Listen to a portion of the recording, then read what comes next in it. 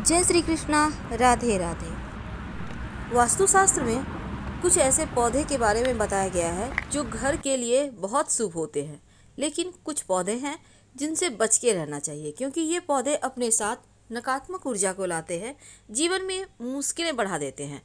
आप लाख प्रयास कर लो, आप ना प्रसन्न रह पाओगे, ना धन से बचा पाओगे और ना आपका स्वास्थ्य अच्छा रहेगा। इसलिए ये जानना आवश्यक है।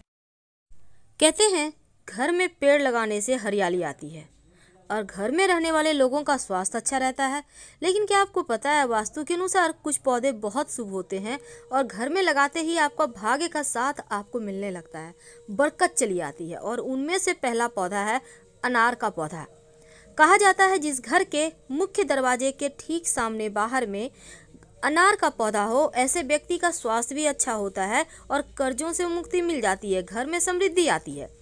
हल्दी का पौधा।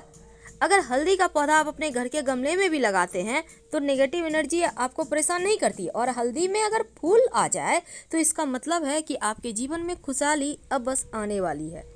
अपराजिता, जिसको हम कृष्ण कांता भी कहते हैं, नीले रंग का पुष्प लगता है और इस पुष्प को भगवान श्री हरि ही नहीं बल्कि भगवान श्री कृष्ण, शिव जी और गणेश जी, माँ दुर्गा को भी अति प्रिय है। लाल रंग का गुलाब। वैसे तो गुलाब का पुष्प आप कभी भी कहीं भी लगा सकते हैं, लेकिन माना जाता है घर के अंदर लाल रंग के पुष्प नहीं लगाने चाहिए पौधे। घर से बाहर आप छत पे, बालकनी में या खुले स्थान पे लगा सकते हैं। नारियल का पौधा।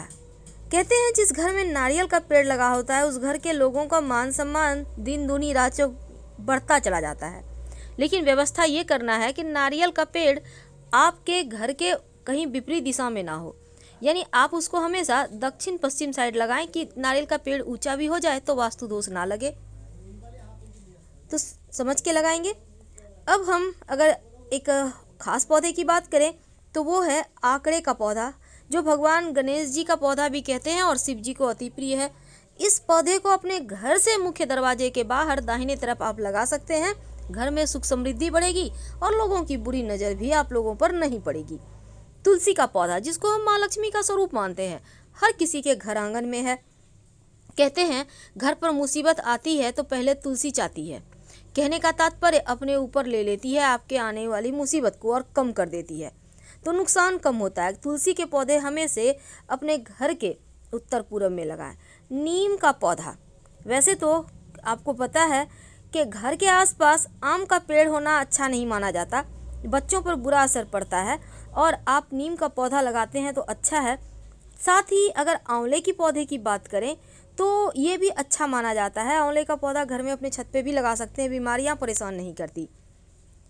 गेंदे का पुष्प बृहस्पति को मजबूत करता है। आपके घर में अगर गेंदे का पुष्प है तो गुरु भी बेहतर होगा और वैवाहिक जीवन भी बेहतर होगा आपका।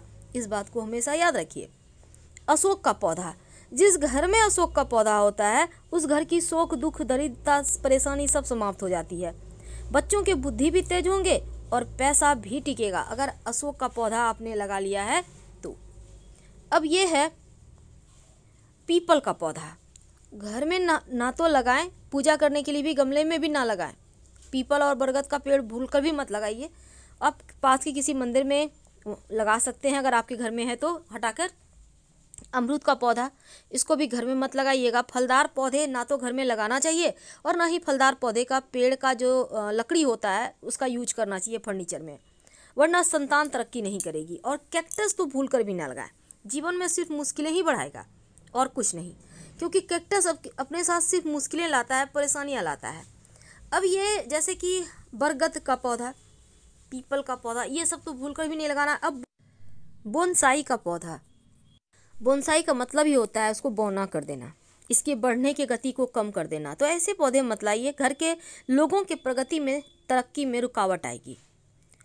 और इसके साथ ही इमली का पौधा घर में मत लगाइए, और घर के आसपास भी है तो उसको हटाने का व्यवस्था करवाइए, क्योंकि इमली के पेड़ पर बुरी आत्माओं का वास होता है, इसलिए इस बात का ध्यान रखिए। अब ये है, इसको कहते हैं मेहंदी का पौधा। क्या आपको पता है मेहंदी का पौधा भी अच्छा नहीं माना जाता, वास्तु के अनुसार ये अशुभ है। इसके पत्ते भले ही आप मेहंदी पीस कर लगाया जाता है, लेकिन इसको घर में मत लगाइए। अब जैसे कई बार होता है आपके घर में पुष्प आए हैं, फूल आपने रखे हैं फूलदान में, उठाकर साइड पड़ा हुआ है, सूखा हुआ फूल बुके है पड़ा हुआ है, उसको पड़ा हुआ मत रहने दें, उसको तुरंत घर से बाहर निकालें, क्योंकि ये घर की नकारात्मकता को बढ़ा देता है। कपास का पौधा, कहते हैं जिस भी घर में या घर के आसपास होता है वहाँ अशुभता ज़्यादा होती है, निगेटिविटी ज़्यादा होती है, परेशानियाँ ज़्यादा होती है।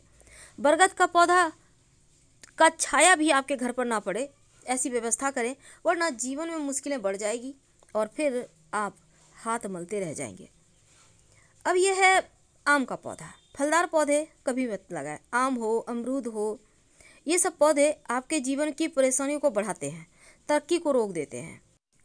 वैसे बहुत सारे लोग अभी शौक के तौर पर बैम्बू ट्री लगाते हैं। क्या आपको पता है पहले ज़माने में बैम्बू ट्री घर से कहीं बाहर लगाया जाता था और जो सबसे बुजुर्ग आदमी होता था गांव का वो लगाता था, क्योंकि इसके पीछे भी बहुत सारी मान्यताएं थी।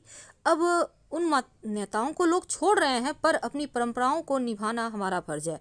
तो ये बैम्बू ट्री भी घर में ना ही लगाएं तो अच्छा है, संतान की तरक्की रुक जाएगी, ध्यान रखिएगा। और फलदार पौधे तो भूलकर भी ना लगाएं। घर आंगन में, बगीचे में तो लगा सकते हैं, पर घर आंगन में आम का पेड़, अमरूद का पेड़, ये सभी चीज़ें ठीक नहीं होता है, संतान पे इसका असर पड़ता है।